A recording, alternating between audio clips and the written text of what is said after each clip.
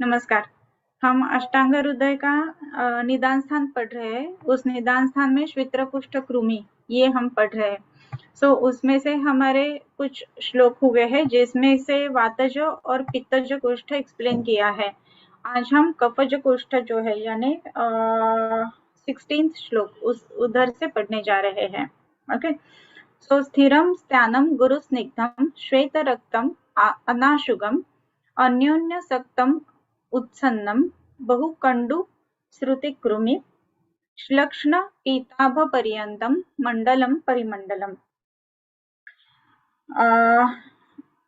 स्थिरम स्त्यानम परिमंडल कोष्ठ या फिर मंडल कोष्ठ ऐसे कहा जाता है कि जिसमें कैसा वर्णन आया है कि स्थिरम स्त्यानम गुरु स्निग्धम, जो कुष्ठ स्थिर रहता है, स्त्यान रहता है। स्थिर यानी बहुत जल्दी जो पसरता नहीं है एक जगह से दूसरी जगह, या उसका एरिया जो लीजन्स है, कंटूर्स जो है वो नहीं बढ़ जाते हैं।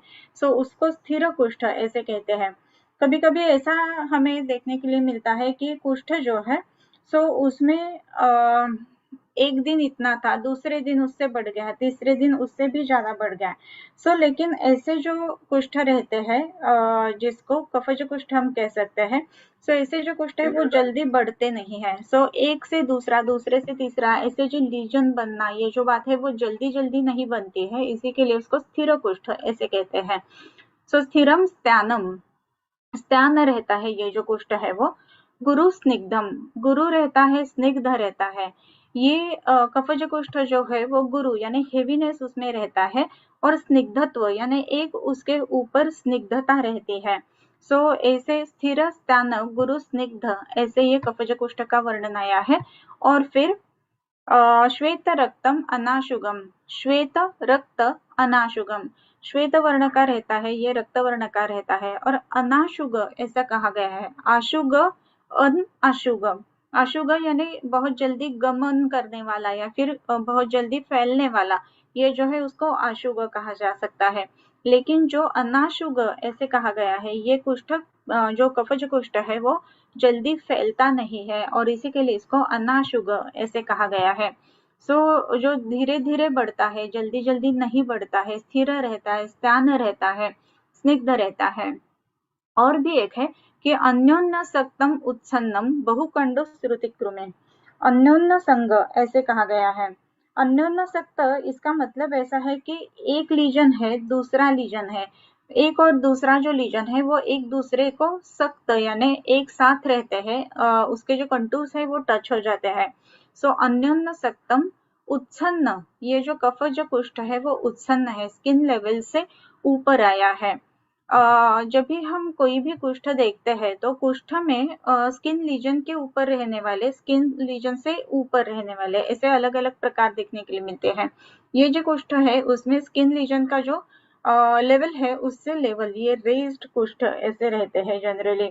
और भी कहा गया है कि बहुकंडु कफकृमिन, बहुकंडु रहता है इसमें, कंडू नास्ति विना कफात ऐसे कहा गया है, राइट। अगर बिना कफ के कंडू नहीं होता है तो कफज जो कुष्ठ रहेगा उसमें कंडू बहुत ज्यादा होगा ही। इसी के लिए बहुकंडू और बहुश्रुति बहुकृमि ऐसा है, बहुकंडू कृमि श्रुति कृमि। बहुकंडू तो रहता ही है, और उसी के साथ में उसमें श्रुति यानी श्रवण भी रहता है, यानी श्राव इस कुष्ठ से बहुत ज्यादा होते हैं। ये श्राव कौन कौन से है? अगर हम देखेंगे तो लसिका स्राव है, पूय स्राव है, या फिर जल स्राव है। जो कुष्ठ में स्राव होता है उसको कुष्ठ के स्राव बोलते हैं। इसी ये जो कफज कुष्ठ है उसमें बहुत सारे स्राव रहते हैं, और इसमें कृमि भी रहते हैं। कृमि जो है वो हम देखते हैं कि हमेशा क्लेद के कारण ज्यादा इसमें रहते हैं। कृमि और क्लेद का संबंध है, कफ और क्लेद का संबंध है, इसी के लिए इसमें कृमि भी बहुत बार देखने के लिए मिलते हैं जो कफज कुष्ठ रहते हैं उसमें। ओके। अन्योन्य सक्तम उत्सन्नम बहुकंडु श्रुति कृमि ऐसे कहा गया है। और भी एक उसमें लाइन बताई गई है कि श्लक्ष्ण पीताभ पर्यंतम मंडलम परिमंडलम। श्लक्ष्ण पीताभ पर्यंत ये जो हुआ है, इसमें श्लक्ष्ण है पीताभ पर्यंत, यानी उसके पर्यंत यानी उसका जो कंटूर्स है, जो एंडिंग है, मार्जिन्स जो है वो कैसे है, तो पर्यंत श्लक्ष्ण पीताभ, ये पीताभ ऐसे देखने के लिए मिलते हैं, और भी है कि ये श्लक्ष्ण भी है। मंडलम परिमंडलम, जिसमें मंडल देखने के लिए मिलते हैं, इसी को मंडल कुष्ठ ऐसे कहा गया है। और जो परिमंडल यानी मंडल से उत्पन्न होता है, मंडल मंडल उसमें देखने के लिए मिलते हैं, इसी के लिए इसको परिमंडलम मंडल कुष्ठ ऐसे कहा जाता है। इसके बाद में जो आता है वो है विचर्चिका कुष्ठ। सो विचर्चिका कुष्ठ जो कहा गया है, उसमें अगर हम देखेंगे सो उसमें क्या है, सो उसमें सकंडू पिटिका शावा लसिकाढ्या विचर्चिका। सकंडू पिटिका शावा, इसमें कंडू है, पीटिका है और शाव वर्ण का कुष्ठ है, इसमें कंडू है। विचर्चिका कुष्ठ जो है उसमें भी बहुत काफी सारा कंडू रहता है, इतना कंडू रहता है ना कि पेशेंट को जब तक उधर से खून नहीं निकलता है, रक्त नहीं निकलता है, तब तक खुजाना चाहिए, ऐसी उसकी मनीषा रहती है। सो इतना ज्यादा उसमें कंडू रहता है। सो सकंडू पीटिका शावा, उसमें पीटिका भी रहती है, ये जो कुष्ठ है वो शाव वर्ण का कुष्ठ है, और पीटिका उसमें रहती है शाव यानी कृष्णाभ ऐसे हम कह सकते हैं। और लसिकाढ्या विचर्चिका, ये जो विचर्चिका कुष्ठ है वो लसिकाढ्या ऐसे कहा गया है। लसिकाढ्या इसका मतलब ऐसा है कि इसमें लसिका बहुत ज्यादा स्रवती है। सो ऐसे कुष्ठ कि जिसमें शावत्व है यानी कृष्णाभ वर्ण है और लसिका बहुत बहती है, ऐसे जो कुष्ठ है उसको ये विचर्चिका कुष्ठ ऐसे कहा जाता है। सो सकंडू पिटिका शावा लसिकाढ्या विचर्चिका। उसके बाद में जो आता है वो है ऋष्यजिह्वक। ओके, सो ये कैसा है, सो परुषम तनु रक्तांतम अतश्यावम समुन्नतम स तोददाह रुक्लेदम कर्कशैः पिटिकैश्चितम ऋष्यजिह्वाकृति प्रोक्तम ऋष्यजिह्वम बहुकृमिः। अब ये ऋष्यजिह्वक कुष्ठ कैसा है, सो इसमें परुषम तनु रक्तांतम, रक्त अंत, अंत यानी जो कंटूर्स मार्जिन जो है वो रक्त वर्ण के है, जो बीच में का जो वो पोर्शन है वो स्किन कलर्ड है, लेकिन उसके जो मार्जिन है वो रेड कलर्ड है, रक्तांतम। और ये कैसा है, सो परुष, इसमें परुषता रहती है, खरखरीत जल आपण मराठीमध्ये म्हणतो वैसा ये कुष्ठ रहता है। परुषम और तनु, इसकी अगर स्किन हम देखेंगे तो वो जाडी नहीं हुई है, उसका जो थिकनेस है स्किन का नहीं बढ़ता है, इसी के लिए तनु ऐसे उसको कहा गया है। सो ये तनु रहता है यानी स्किन का लेयर जो है वो थिन आउट हुआ ऐसा रहता है। इसमें और भी कुछ बातें कही है कि जैसे परुषम तनु रक्तांतम अंतःश्रावम समुन्नतम, अंतः रक्तम म्हणजे बीच जो कंटूर्स है मार्जिन्स है वो रक्त वर्ण के है, लेकिन बीच में का जो वर्ण है वो श्राव वर्ण है। और समुन्नतम, समुन्नत इसका मतलब जो है ना वो बीच में उभर आया है, ऐसा बीच में उठ गया है। कंटूर जो है वो ऑन द स्किन लेवल रहेंगे और बीच में का जो पोर्शन है वो थोड़ा सा रेज्ड रहेगा, ऐसा ये है समुन्नतम। सो तोददाह रुक क्लेदम कर्कशैः पिटिकैश्चितम, इसमें तोददाह रुक और क्लेद ये चार बातें हैं। सो तोद इसका मतलब है कि चुभने जैसे पीड़ा और वेदना, ये जो ऋष्यजिह्वक है इसमें पिटिका चिताहा ऐसे कहा गया है। सो इसमें जो पीटिका है उसके कारण तोदवत वेदना रहती है, रक्त वर्ण का शाव वर्ण का, रक्त वर्ण के मार्जिन्स और बीच में जो है वो शाव वर्ण का, ऐसा ऋष्यजिह्वक कुष्ठ है। तो ये जो कुष्ठ है ऋष्यजिह्वक उसमें परुषम तनु, परुष कहा गया है, तनु कहा गया है, और स तोद दाह रुक और क्लेद, तोद तो मैंने कह दिया आपको, दाह भी उसमें है। दाह यानी अभी हमने देखा कि रक्त वर्ण की पीटिका इसमें रहती है, सो दाह इसका मतलब है कि बर्निंग सेंसेशन भी उसमें ज्यादा है। रुक और क्लेद, रुजा इसमें बहुत ज्यादा है। ऋष्यजिह्वक जो है वो परुष है, तनु है, और उसमें तोदवत वेदना है, और रुजा यानी जैसे शूल रहता है वैसी भी रुजा इसमें है, राइट। सो पेनफुल है ये कुष्ठ, और क्लेद भी उसमें है, सो क्लेद भी इसमें ज्यादा बहता है। सो ये जो बातें हैं ये ऋष्यजिह्वक की अलग सी है। समुन्नत यानी बीच में जो है वो रेज्ड है, और जो उसके मार्जिन्स है वो इन द स्किन लेवल ऐसे है। ओके, सो ते दाहरुक्लेदम कर्कशैः पीटिकैः चितम, कर्कशैहि पीटिकैहि चितम, यानी इसके ऊपर जो पीटिका रहती है वो कर्कश पीटिका रहती है। अगर हम जो पेशेंट है जिसका रुष्यजिह्वक कुष्ठ है, उसके ऊपर से स्किन के ऊपर ऐसा अगर हाथ उसके स्किन लेवल पर हम लगाएंगे तो जो पीटिका है ना वो चुभती है, ऐसा हाथ को भी लगता है, सेंसेशन ऐसे आता है। सो ऐसी ये कुष्ठ है और इसे शब्द क्या दिया गया है, तो रुष्यजिह्वक, ऐसा इसका शब्द है। रुष्यजिह्वक क्यों कहा गया है? रुष्य यानी अस्वल, अस्वल की जिह्वा जैसे रहती है ना ये वैसा ये है। अस्वल की जिह्वा अगर हम देखें, कभी हमने अस्वल ही नहीं देखा हुआ रहता है, कभी कभी अगर का ये रहता है ना गार्डन्स में वगैरह, तो उसमें अगर हमने देखा है तो अस्वल देखा हुआ रहता है, ब्लैक कलर का रहता है और उसकी जो जिह्वा है वो बहुत ज्यादा खुरदरी रहती है, जैसे कि इसके ऊपर पीटिका आई है और इसी के लिए परुष स्पर्शी जिह्वा, ऐसी ऐसी ये जिह्वा रहती है और इसी के लिए इसको रुष्य जिह्वक ऐसा कहा जाता है। सो रुष्य यानी जो अस्वल रहता है उसकी जिह्वा जैसी कुष्ठ की प्रतिमा देखने के लिए मिलती है, इसी के लिए इसको कुष्ठ का ये जिह्वा, कुष्ठ जिह्वा ऐसे कहा गया है। ओके, सो रुष्य जिह्वा कृते प्रोक्तम रुष्य जिह्वम बहुकृमि है। इसमें और भी एक महत्वपूर्ण बात आई है, वो है कि बहुकृमि है, इसमें भी कृमि बहुत सारे देखने के लिए मिलते हैं। सो ये कृमि है रुष्य जिह्वक में, तो ये जो पीटिका ही चितम ऐसा है, सो पीटिका भी है, कृमि भी है, ऐसा ये कुष्ठ है। इसके बाद में जो कुष्ठ आता है रुष्य जिह्वक के बाद में, वो है चर्म कुष्ठ, ऐसे उसको कहा गया। हस्ति चर्म खर स्पर्शम चर्म ऐसा कहा गया है। चर्म नाम कुष्ठम, यह आधे श्लोक में ही इसका वर्णन है। हस्ति चर्म खर स्पर्शम चर्म ऐसे कहा गया है। चर्म कुष्ठ जो है वो कैसा है? सो हस्ती का जो चर्म रहता है वैसा इसकी स्किन रहती है, एकदम जाड़ हुई, थिकनेस ऑफ द स्किन ऐसा रहता है।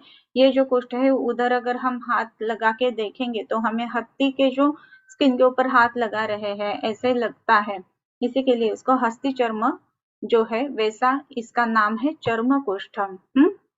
फिर एकाख्यम महाश्रयम, एक कुष्ठ जो कहा गया है वो महाश्रय कुष्ठ है, यानी उसका आश्रय बहुत बड़ा रहता है। उसका आश्रय बड़ा है इसका मतलब है ये बहुत बड़े एरिया में फैला हुआ रहता है।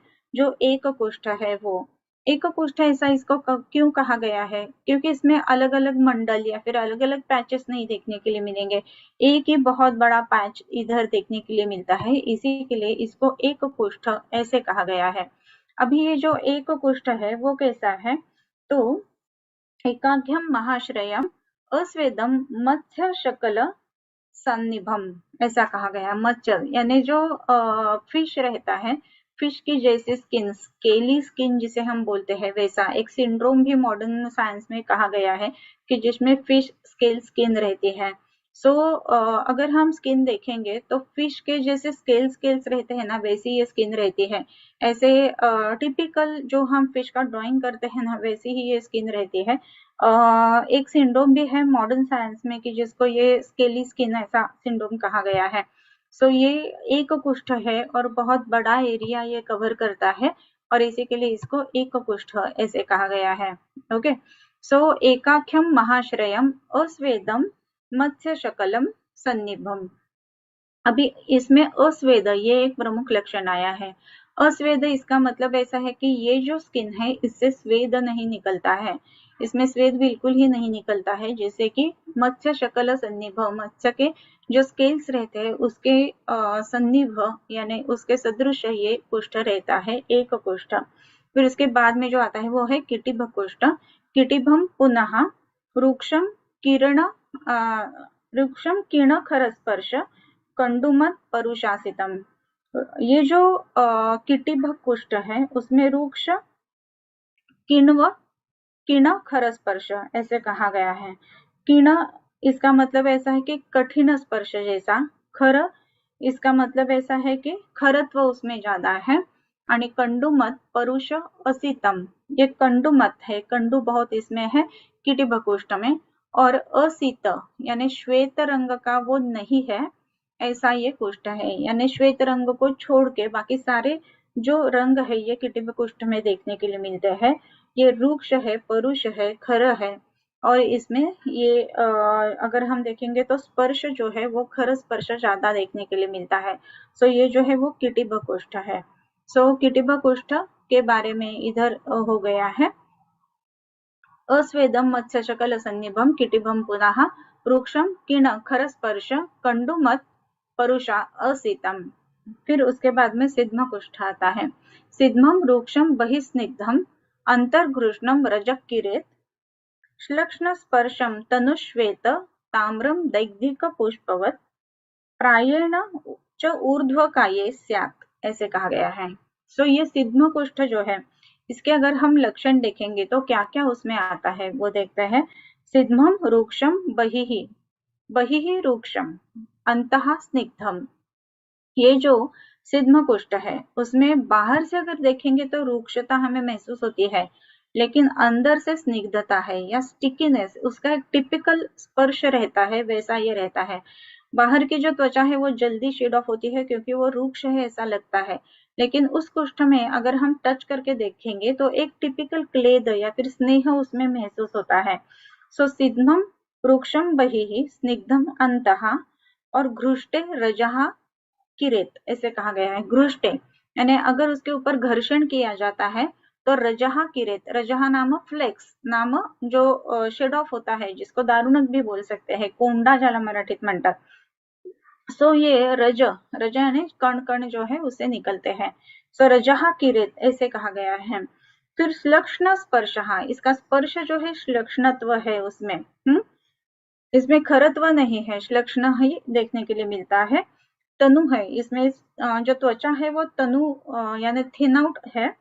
श्वेत ताम्रम, ये जो कुष्ठ रहता है वो कैसा है, वो श्वेत वर्ण का है या फिर ताम्र वर्ण का है, इसमें कृष्णता नहीं है।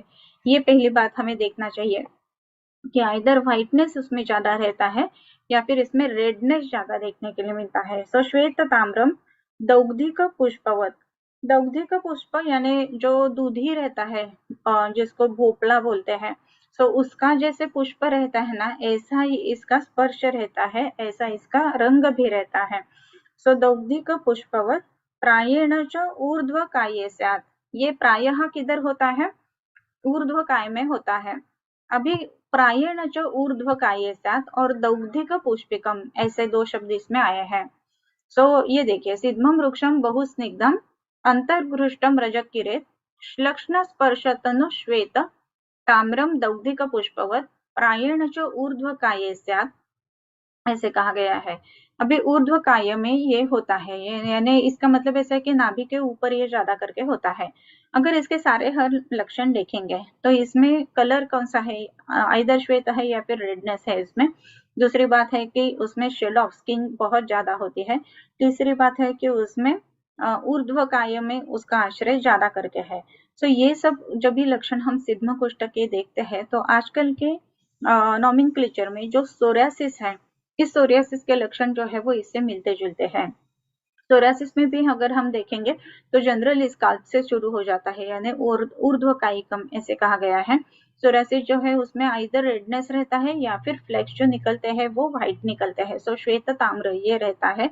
और रजहा किरेत यानी जो शेड ऑफ होता है स्किन वो बहुत ज्यादा शेड ऑफ होती है और रज कण कण से निकलती है, पापुद्र जैसे नहीं निकलता है। सो ये सब लक्षण जो है वो दारुणक जैसे निकलता है, ऐसे जो लक्षण है ये सब सिद्ध लक्षण, सिद्ध कुष्ठ के जो लक्षण है वो सोरियासिस में बहुत सारे बैठते हैं। सो सोरियासिस के जो जो पेशेंट्स आते हैं उसमें अगर हमें चिकित्सा करनी है तो सिद्ध कुष्ठ के अनुसार अगर चिकित्सा की जाती है तो उसका परिणाम जो है वो बहुत ही अच्छी तरीके से पेशेंट्स के ऊपर देखने के लिए मिलता है। सो सिद्धम वृक्षम बहिस्निग्धम अंतर्घृष्टम रजक किरेत श्लक्ष्ण स्पर्शम तनुश्वेत ताम्रम दौग्धिक पुष्पवत प्रायेण च ऊर्ध्व काये स्यात्। उसके बाद में आता है गंडैः कंडुयुतैः चितम रक्तैः अलसकम, इसका जो है वो अलसक कुष्ठ ऐसे कहा गया है। अलसक कुष्ठ कैसा है तो गंडैः कंडुयुतैः चितम, इसमें जो गंड रहते हैं यानी गांठ रहते हैं, और ये कैसे है, कंडुयुत ही, कंडुयुक्त गांठ ऐसे रहता है। और रक्त ही अलसकम, रक्त ही रक्त वर्ण के रहते हैं। रक्त वर्ण के गट्ठे गट्ठे जैसे जो इस कुष्ठ में रहते हैं वो ज्यादा पसरते भी नहीं है और उसमें कंडू बहुत ज्यादा रहते हैं, उसको अलसक कुष्ठ ऐसे कहा गया है। अलग अलग एलर्जी जो है ना वो ऐसे देखने के लिए मिलती है कि जिसके लिए हमें रक्त वर्ण के गट्ठे गट्ठे जैसे देखने के लिए मिलते हैं। सो ये अलग अलग एलर्जी जो है वो अलसक कुष्ठ में हम उसका कैटेगरी कर सकते हैं। उसके बाद में 23rd श्लोक जो आता है वो है पाणिपादयो हो विपादिका। विपादिका नाम कुष्ठ है, इसमें कुष्ठ का नाम क्या है? विपादिका। इसमें कैसा रहता है? तो पाणिपादयो हो यानी हस्त और पादतल, इसमें ये विपादिका कुष्ठ हो जाता है। तीव्र अर्त्यो मंद कंडोश्च सराग पिटिकाचिता। तीव्र अर्त्यो, अर्ति यानी वेदना, इसमें वेदना बहुत ज्यादा है। आपको लगेगा कि इतनी वेदना क्यों? जिसको विपादिका कुष्ठ हुआ है ना उसको अगर हम देखेंगे तो उसके अंगुली के जो फोल्ड्स रहते हैं उसके अंदर वो रहता है और उसको थोड़ा भी प्रेस करो आप, ऐसा उसको एक्सटेंड करो, सो बहुत ज्यादा पेन होता है। इसी के लिए तीव्र अर्ति ऐसे कहा गया है। तीव्र अर्ति और मंद कंडू, इसमें कंडू ज्यादा होता नहीं है लेकिन ऐसा खुजाने की इच्छा रहती है या फिर जिसको मीठा खुजाना बोलते हैं ना वैसा रहता है। सो मंद कंडू ऐसा है। और सराग पिटिकाचिता, इसमें रेडनेस रहता है और इसके ऊपर पिटिका पिटिका रहती है। विचर्चिका कुष्ठ अलग है, विचर्चिका जो है उसमें भी पादतल में हस्ततल में है लेकिन उसमें कंडू बहुत ज्यादा है और उसमें शावत्व है। ये विपादिका है, इसमें क्या है? तो विपादिका में अगर हम देखेंगे तो विपादिका में रेडनेस है। सो शावत्व और रेडनेस, इससे विचर्चिका कुष्ठ और विपादिका कुष्ठ इन दोनों में भेद हो जाता है। ओके, सो ये स्पेसिफिकली हमें देखना है कि ये विपादिका कुष्ठ है। सो उसके बाद में का श्लोक जो है उसमें दीर्घ प्रताना दुर्वावत अतसी कुसुमवच्छविः उत्सन्न मंडला दद्रु कंडुमति अनुषंगिणी। इसमें जो है वो दद्रु ऐसा कोष्ठ आया है। ये दद्रु कोष्ठ है, उसमें कैसा है? दीर्घ प्रताना, दीर्घ प्रताना यानी दुर्वा जो रहती है ना उसके प्रतान जैसे रहते हैं ना, ये दद्रु कोष्ठ रहता है। दुर्वावत अतसी कुसुमवच्छविः, इसमें कैसा है कि दुर्वा जैसे रहता है, ये एक से दूसरा, दूसरा से तीसरा, ऐसा ये जल्दी फैल जाता है। और ये फैलने के बाद और भी इसमें कहा गया है कि अतसी कुसुम, अतसी का जो कुसुम रहता है ना, फूल रहता है अळशी का, वैसा इसमें रहता है। और उत्सन्न मंडला दद्रुह, छोटे छोटे छोटे दांत जिसको बोलते हैं उसको दद्रु कहा जाता है। उत्सन्न मंडला, ये उत्सन्न रहता है स्किन के लेवल से ये ऊपर उठा हुआ रहता है। एंड कंडुमति अनुषंगिणी, इसमें कंडू बहुत ज्यादा है। अनुषंगिणी इसका मतलब है कि कंडू युक्त ये रहता है, कंडू अनुषंगिणी ऐसा शब्द है वो। सो कंडू से युक्त ऐसा ये कुष्ठ रहता है, इसको दद्रु कुष्ठ ऐसे कहते हैं। तो दद्रु जो है, जो जिसे दाद कहा जाता है कि एक से दूसरा, दूसरे के तीसरा, ऐसा जिसमें रहता है ना, ये इसको दाद कहा जाता है। सो आगे का एक श्लोक पढ़ के आज इधर ही रुकते हैं, नेक्स्ट टाइम आगे का लेंगे। ओके, स्थूल मूलम सदाहार्ति, स्थूल मूलम सदाहार्ति रक्तशावम बहुव्रणम शतारुक्लेद जंत्वाढ्यम प्रायशः पूर्व जन्म च। इसमें शतारु कुष्ठ जो है वो बताया है। सो शतारु से लेके 25th श्लोक जो है उससे हम आगे लेंगे। ओके, बरोनी सद्भावाची अंजुळी मियावो विया फुले मोकळी अर्पिली अंग्रियुगळी विश्वरूपाच्या। बरोनी सद्भावाची अंजुळी मियावो विया फुले मोकळी अर्पिली अंग्रियुगळी विश्वरूपाच्या। बरोनी सद्भावाची अंजुळी मियावो विया फुले मोकळी अर्पिली अंग्रियुगळी विश्वरूपाच्या। अभी तक जिन्होंने चैनल सब्सक्राइब नहीं किया है सब्सक्राइब करो, सो दैट आपको बेल आइकॉन भी दबाएंगे तो नोटिफिकेशंस आ जाएंगे। ओके, मिलेंगे। और अभी थोड़ी देर में 6 o'clock को आरोग्य चर्चा में